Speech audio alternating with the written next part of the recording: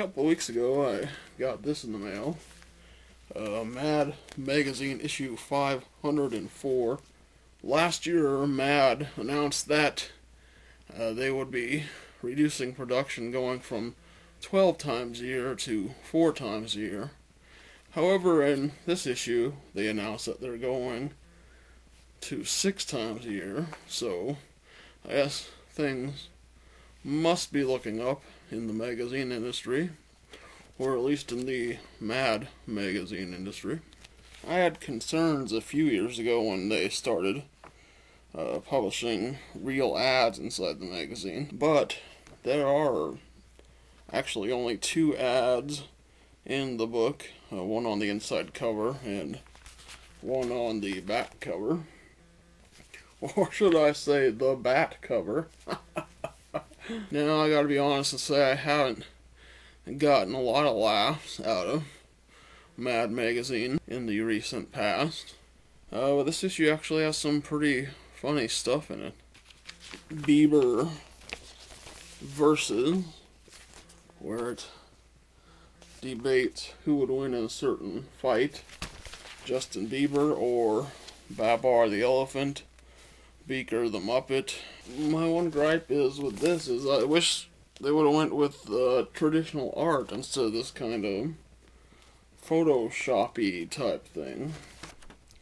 And then, of course, we get a mad look at Twilight by the great Sergio Aragonés. Can't go wrong with him. He's been with the magazine for years. I think this would have been pretty funny with traditional art also, but they went the Photoshop route, the A-hole team. We got Bill O'Reilly and Glenn Beck, Sean Hannity.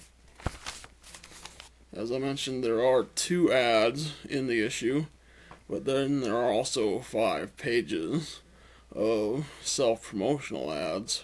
Now, this is a funny ad that they used an actual photograph on, but I got one gripe about it. It's kind of a nitpicky thing, but it seems like somebody at Mad Magazine should have been paying attention to detail. They got the KFC triple bypass, 3 original recipe triple fried 100% chicken fillets, and between these chicken fillets, 2 more chicken fillets. Between the first 2 chicken fillets, we pile on bacon, sausage, and a slab of pork roll. 2 fried eggs. Then we add cheese, American Swiss, cheddar, and our famous pepper jack.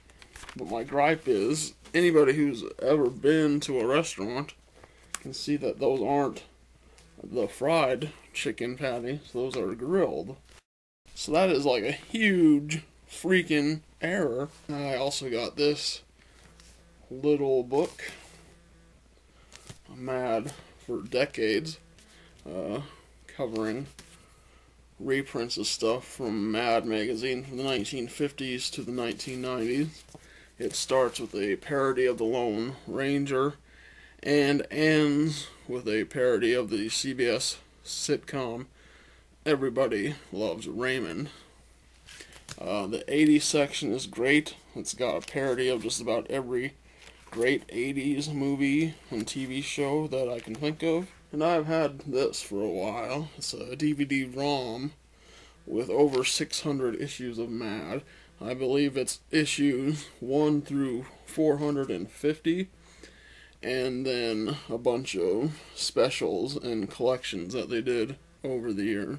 At one point, I wanted to go through and review each issue and do it on my blog, and I may do that still if there's any interest. And yes, I do have a blog, which I don't update very often, but that may change if anybody out there is interested in reading it. And I have to pay.